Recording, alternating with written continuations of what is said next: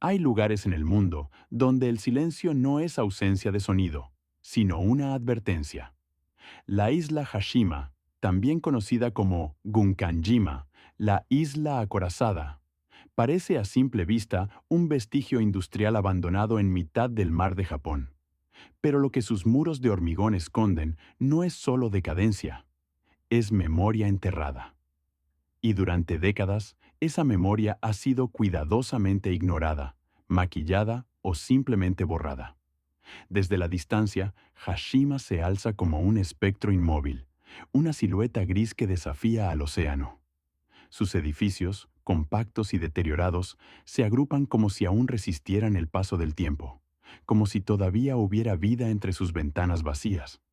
Pero no la hay, no oficialmente, porque quienes han logrado entrar sin permiso hablan de otra cosa, de ecos que no pertenecen al viento, de sombras que no siguen las leyes de la luz. En su apogeo, esta isla fue uno de los lugares más densamente poblados del planeta.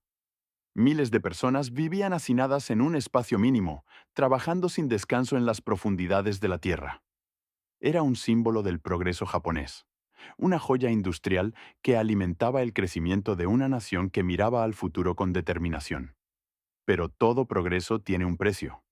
Y en Hashima, ese precio fue más alto de lo que Japón está dispuesto a admitir. Porque lo que se enseñó al mundo fue solo una parte de la historia. Fotografías de familias, de niños jugando en terrazas, de una comunidad que, pese al aislamiento, parecía prosperar. Sin embargo, bajo esa superficie cuidadosamente construida, existía otra realidad, una más oscura, más incómoda y profundamente inquietante, una que no aparece en los folletos turísticos ni en los documentales oficiales. Durante años, la isla fue completamente abandonada. Nadie entraba, nadie salía. El mar la rodeaba como una barrera natural, como si quisiera mantener a salvo lo que quedaba dentro, o impedir que algo escapara. Y entonces, en tiempos recientes, un pequeño grupo decidió hacer lo impensable: entrar sin autorización, explorar cada rincón, documentar lo que nadie había visto en décadas. Lo que encontraron allí no solo desafió su comprensión, sino que los marcó para siempre, porque Hashima no está vacía, y lo que ocurrió en su interior nunca debió ser descubierto. Durante décadas, la isla Hashima permaneció cerrada como una cápsula del tiempo sellada a la fuerza. Tras su abandono en 1974, en cuando el carbón dejó de ser rentable y Japón giró hacia nuevas fuentes de energía, todos sus habitantes fueron evacuados en cuestión de semanas. Lo que quedó atrás no fue solo infraestructura, fueron vidas interrumpidas, habitaciones intactas, objetos personales, calendarios detenidos en fechas que nadie volvió a pasar, como si la isla no hubiera sido abandonada, sino congelada. Pero lo que no se dijo, lo que rara vez se menciona, es quiénes construyeron realmente ese lugar. Bajo la superficie de ese supuesto símbolo de progreso, existía una historia paralela marcada por el sufrimiento. Durante la Segunda Guerra Mundial, cientos, quizás miles de trabajadores forzados, en su mayoría coreanos y chinos, fueron llevados a Hashima contra su voluntad. Obligados a descender cada día a las minas submarinas, soportaban condiciones extremas, y con temperaturas insoportables y niveles de oxígeno peligrosamente bajos. Muchos no regresaban. La isla, vista desde fuera, parecía una fortaleza, pero desde dentro, para muchos, era una prisión sin escapatoria.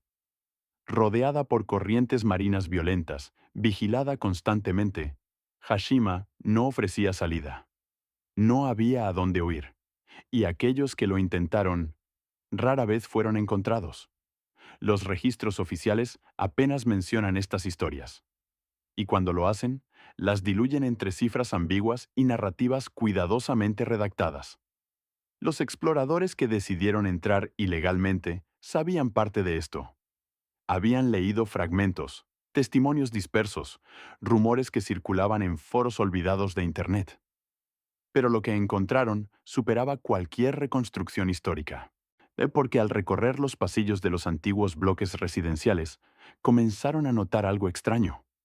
No era solo el deterioro natural, había una sensación persistente, casi opresiva, como si el aire cargara con algo más que polvo y sal. En uno de los edificios más antiguos, el bloque 65, encontraron algo que no esperaban. En una habitación aparentemente vacía, las paredes estaban cubiertas de marcas. No eran grafitis modernos. Eran incisiones profundas, repetitivas, como si alguien hubiera estado contando o intentando no olvidar. Líneas verticales, agrupadas de 5 en 5. Cientos de ellas. Quizás miles. Nadie supo con certeza qué significaban, pero todos sintieron lo mismo al verlas. No eran simples marcas. Esa noche, mientras revisaban el material grabado, uno de ellos notó algo inquietante. En una de las tomas, donde no había nadie presente al momento de grabar, se distinguía una figura al fondo del pasillo.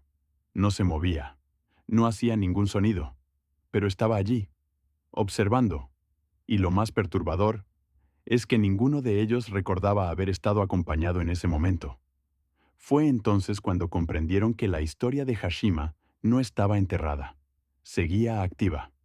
La figura captada en la grabación no apareció de inmediato como una evidencia clara. Fue necesario revisar el material varias veces, detener cada fotograma, aislar el contraste, aumentar la exposición. Y aún así, lo que se revelaba en la pantalla no era del todo comprensible. Tenía forma humana, sí, pero carecía de rasgos definidos. Era más bien una silueta densa, como una ausencia de luz en medio de un espacio ya oscuro. Y lo más inquietante no era su presencia, sino su inmovilidad absoluta.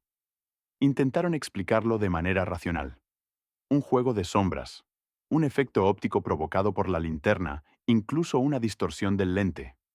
Pero ninguna de esas teorías resistía un análisis detenido, porque la figura no solo estaba ahí, parecía mirar directamente hacia la cámara.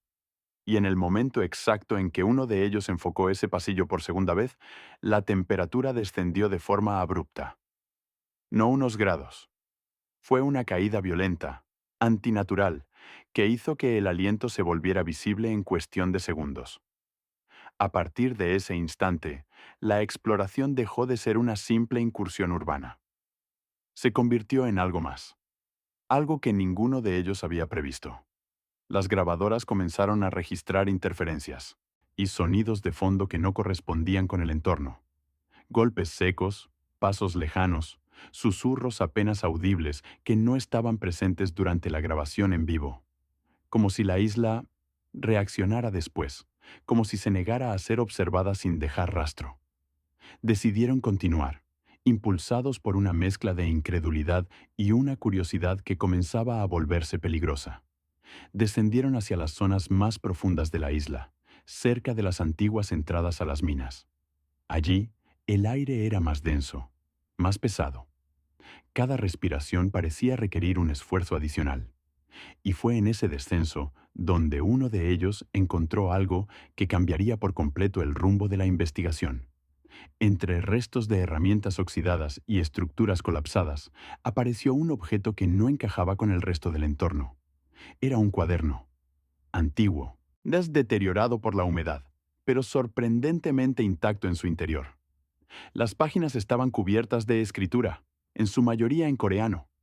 No era un diario común, era un registro, detallado, meticuloso y profundamente perturbador. A medida que comenzaron a traducir fragmentos, comprendieron que estaban leyendo los pensamientos de alguien atrapado. Un trabajador forzado, probablemente. Las primeras páginas hablaban del trabajo, del cansancio, del miedo constante a los derrumbes. Pero poco a poco, el tono cambiaba. Se volvía más errático, más desesperado. El autor comenzaba a describir cosas que no podían explicarse. Presencias en los túneles, voces que lo llamaban por su nombre cuando estaba solo, figuras que se movían en la oscuridad, justo fuera del alcance de la luz. Y en la última página, escrita con trazos temblorosos, había una frase repetida una y otra vez, como un intento desesperado de advertencia o de liberación. No estamos solos aquí abajo. Lo más inquietante no fue la frase en sí, fue la fecha.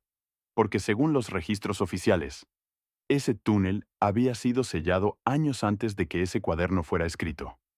El hallazgo del cuaderno cambió por completo la percepción del grupo. Ya no estaban recorriendo una isla abandonada. Estaban caminando sobre una historia que, de algún modo, seguía desarrollándose. La fecha escrita en aquella última página no encajaba con ninguna cronología oficial.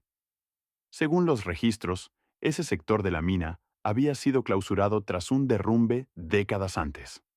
Sin embargo, alguien había estado allí después, escribiendo, observando, resistiendo algo que no lograba comprender. Decidieron avanzar aún más, ignorando el peso creciente de una sensación que ya no podían describir como simple incomodidad. Cada paso hacia el interior de la isla parecía arrastrarlos a un lugar donde el tiempo no se comportaba de forma lineal. Las estructuras comenzaban a repetirse. Los pasillos parecían conducir siempre al mismo punto, y en más de una ocasión juraron haber pasado 2 veces por el mismo lugar, sin haber dado la vuelta. Fue entonces cuando uno de ellos, el más escéptico del grupo, comenzó a notar algo en su grabadora personal. Entre los archivos de audio aparecían fragmentos que él no recordaba haber registrado. Voces superpuestas, en distintos idiomas, algunas susurrando, otras gritando en un tono contenido, como si estuvieran atrapadas bajo capas de tierra. Al aislar una de esas pistas, lograron distinguir una frase clara, repetida con insistencia: «No mires atrás». Al principio lo tomaron como una coincidencia inquietante, hasta que ocurrió. Mientras avanzaban por un corredor estrecho, uno de ellos, sin motivo aparente, se detuvo. Su respiración se volvió irregular. Sus manos comenzaron a temblar, y sin decir una palabra, giró lentamente la cabeza, mirando hacia la oscuridad que dejaban atrás. Lo que vio, nunca lo describió con claridad. Solo dijo que no era una figura, no era una persona. Era algo que no debía tener forma, y sin embargo la tenía. Algo que parecía construido a partir de fragmentos, como si múltiples presencias intentaran ocupar un mismo espacio. Durante unos segundos, quedó paralizado. Y luego, como si algo se rompiera en su interior, comenzó a gritar. Tuvieron que sacarlo de allí casi a la fuerza. Desde ese momento, ya no volvió a ser el mismo. Se negó a continuar. Insistía en que no estaban explorando ruinas, sino entrando en un lugar donde algo había sido contenido durante demasiado tiempo. Algo que no quería ser encontrado, pero tampoco olvidado. Esa noche, mientras intentaban procesar lo ocurrido, revisaron nuevamente las grabaciones. Y fue entonces cuando descubrieron el detalle más perturbador hasta ese momento. En varios fragmentos de video, aparecían ellos mismos, pero en lugares donde nunca habían estado. Al principio, pensaron que se trataba de un error técnico, algún tipo de corrupción en los archivos, una superposición accidental de grabaciones. Pero cuanto más analizaban el material, más evidente se volvía que aquello no podía explicarse con lógica convencional. En las imágenes, aparecían caminando por pasillos que no recordaban haber recorrido, entrando en habitaciones que nunca habían visto, incluso interactuando entre ellos, en momentos que jamás ocurrieron. Lo más desconcertante era la precisión. No eran sombras ni siluetas borrosas. Eran ellos, con la misma ropa, el mismo equipo, los mismos gestos. Pero había algo distinto, una ligera alteración en el comportamiento. Movimientos más lentos, miradas más vacías, como si esas versiones no fueran exactamente humanas, como si estuvieran siendo guiadas por algo más. Uno de los miembros del grupo comenzó a obsesionarse con esas grabaciones. Pasaba horas revisándolas, deteniéndose en cada detalle, intentando encontrar una explicación coherente. Hasta que notó algo que los demás habían pasado por alto. En todas esas secuencias había un patrón, y una constante que se repetía en cada aparición. Siempre había alguien más. No era evidente a simple vista, pero al observar con detenimiento, en los reflejos, en las esquinas más oscuras, en los márgenes del encuadre, aparecía una presencia adicional. Nunca en el centro, nunca enfocada directamente, pero siempre ahí, observando, acompañando, como si esas versiones de ellos no estuvieran solas, sino siendo vigiladas. La tensión dentro del grupo comenzó a fracturarse. Las discusiones se volvieron frecuentes. Algunos querían abandonar de inmediato. Otros insistían en quedarse, convencidos de que estaban a punto de descubrir algo que cambiaría la comprensión de la isla para siempre.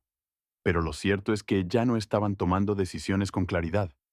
Algo en ese lugar parecía afectar su juicio, alterar su percepción y empujarlos lentamente hacia un estado de confusión del que era difícil salir. Y entonces ocurrió lo inevitable. Uno de ellos desapareció. No hubo gritos. No hubo señales de lucha. Simplemente dejó de estar. En un momento caminaba junto al grupo y al siguiente, ya no. Revisaron cada rincón, cada pasillo, cada habitación. Gritaron su nombre hasta que sus voces se quebraron contra las paredes de hormigón. Pero la isla no respondió. O eso creyeron, porque horas más tarde, al revisar una de las cámaras fijas que habían dejado grabando en uno de los edificios, encontraron algo que ninguno de ellos estaba preparado para ver. Allí estaba, de pie, mirando directamente a la cámara, sonriendo. Pero no era una sonrisa humana. Y lo más inquietante es que en ese momento, según sus propios registros, él ya había desaparecido hacía más de 3 horas. Durante largos minutos, nadie fue capaz de decir una sola palabra. La imagen permanecía congelada en la pantalla, como si el tiempo mismo se negara a avanzar. Aquella sonrisa no transmitía alivio, ni reconocimiento, ni siquiera locura. Era algo más profundo, más ajeno, como si aquello que miraba a la cámara estuviera utilizando un rostro humano, sin comprender del todo cómo hacerlo. Intentaron racionalizarlo. Una grabación previa, un desfase en los archivos. Pero los datos eran claros. La marca de tiempo coincidía con el momento exacto en que lo estaban buscando desesperadamente en otro punto de la isla. No había margen para el error. No había explicación técnica que pudiera sostener aquello sin romperse por completo. Fue entonces cuando tomaron la única decisión que les quedaba: salir de Hashima. El regreso no fue sencillo.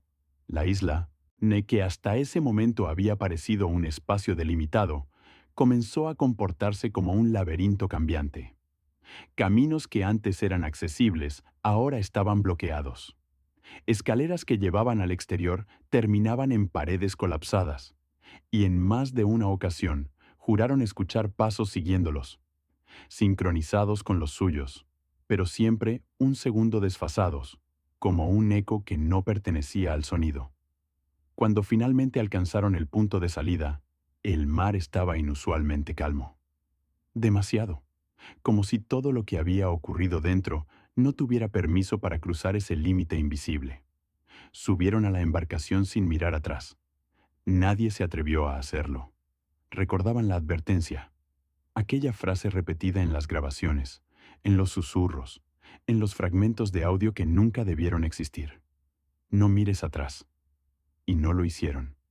Pero eso no significó que aquello se quedara en la isla.